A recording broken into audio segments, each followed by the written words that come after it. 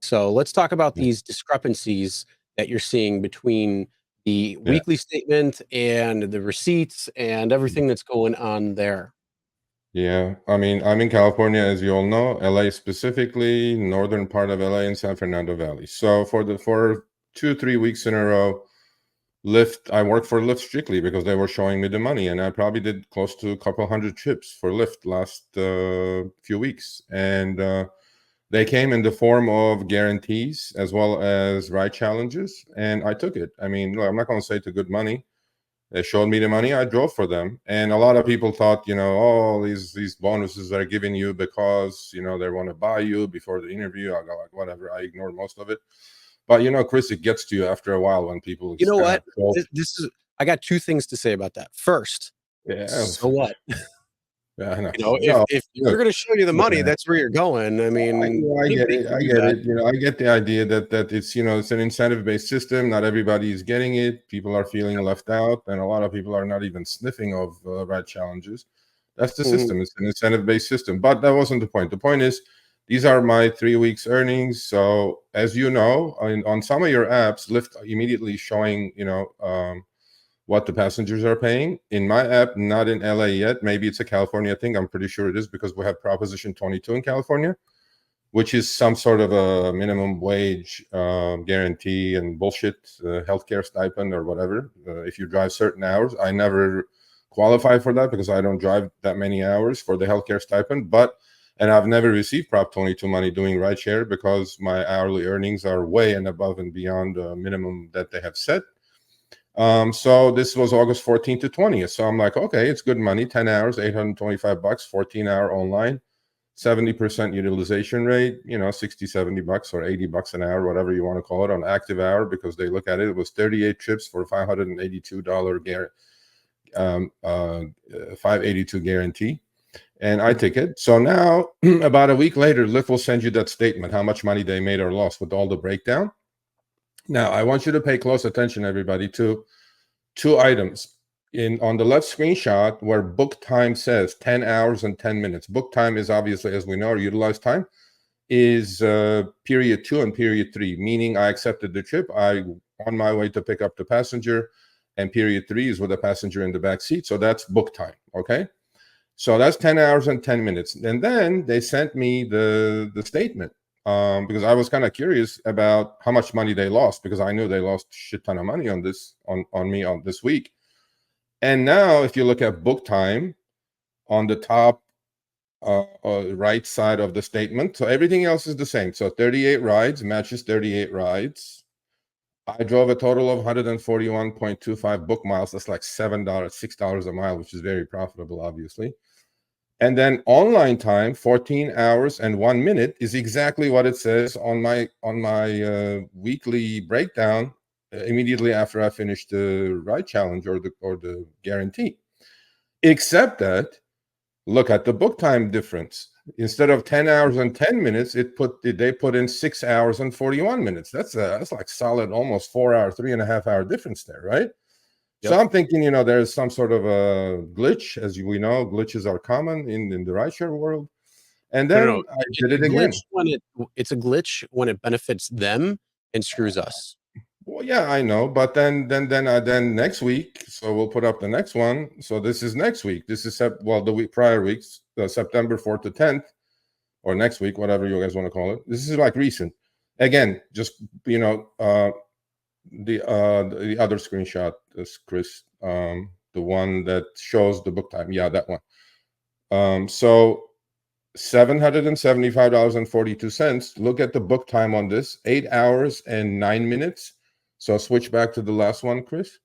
12 hours and 39 minutes. So there's like 4.5 hours difference there. I'm going like, wait a minute. Why is my book time on my weekly statement so much less than the book time on my weekly statement? I'm going like, not sure. And then there was another week that now I start digging, because one time is, let's say, a glitch, second time is not a glitch, third time there is something happening here. I need to make the community aware. Again, I'm in California. So the next one, right here, 7 hours and 35 minutes book time. Look at the book time on the statement. 4 hours and 43 minutes, 3 hours difference. So combined in those 3 weeks, I had like close to 10 hours plus book time difference. Now, I'm thinking California is a Prop 22 state, Proposition 22 state.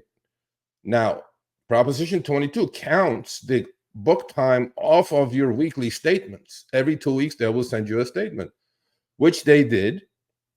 And I looked at it, and they calculated from that shortened book time on the summary, on the weekly statement. I'm going like, this is bullshit. Now, it didn't make a difference to me, but a lot of people who take a lot of trips or accept every trip, they do benefit somehow from the minimum wage guarantee. And I immediately sent this to Lyft, and believe it or not, but we do talk to these companies quite a bit.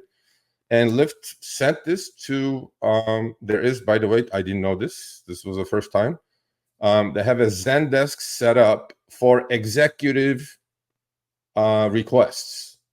So my contact sent it to them, and I got an email back saying that we're looking into it. We sent it to the proper department, and we're going to come back to you. Would you like us to call you when we have an answer for you? I go, yeah, definitely call me. So supposedly there is a support above the support for executives in at Lyft. So I'm waiting for the answer. So please check your weekly statement to the summary. Check it. If it's not jibing, especially if you're in California, just like this one, you guys need to be definitely writing into Lyft support, or if you're Platinum, call support and ask what the heck is going on, because Prop 22 numbers are being calculated off the statement. So I don't want you to get shortchanged. This is a major discrepancy. It's not like a minute or two. We're just talking 3 hours, 4 hours, 4.5 hours every week.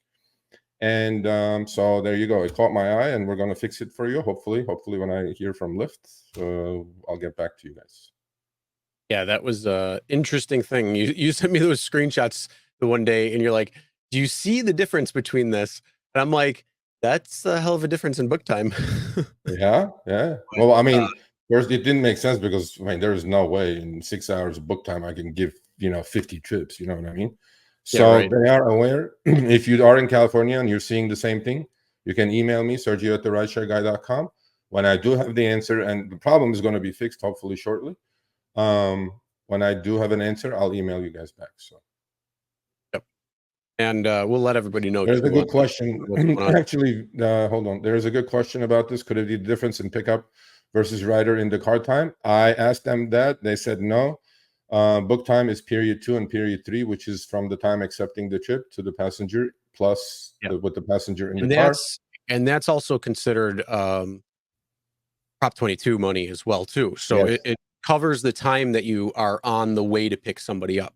That is one thing too that's about Prop 22.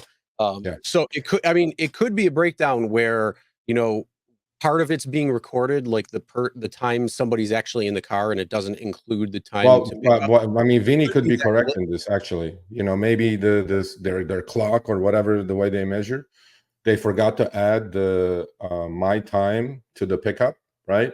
Yep. They may have done that, but they said no, it's not that. They already said that, so that's why I'm discounting it. But we'll see what it is. So if you're in California, please make sure, go back to your statements, go back to your weekly summaries, look at the difference. If there is a massive difference, you guys need to be on the ball. You may not be getting paid. Especially if you're teetering at that point of Prop 22 money. Are you getting your proper money? And then that stipend. So just make sure you're paying attention, especially if you're at that level. You're getting the money, or maybe you're just above it. You want to make sure that you're paying attention. So then that way, if you're supposed to be getting some money, you actually get that money. Yeah. That's it. So be careful. Email me, Sergio@RideShareGuy.com. All right. Thanks for watching. That short little clip was from our live stream, Show Me the Money Club with Sergio and myself, Tuesdays, 6 p.m. Eastern, 3 p.m. Pacific. Make sure you subscribe, turn on all notifications so you'll be notified when we go live, as well as all of our awesome content. Make sure to check out this video right here, which will take you to the entire live stream, or check out this video right there. All right. Drive smart, everyone.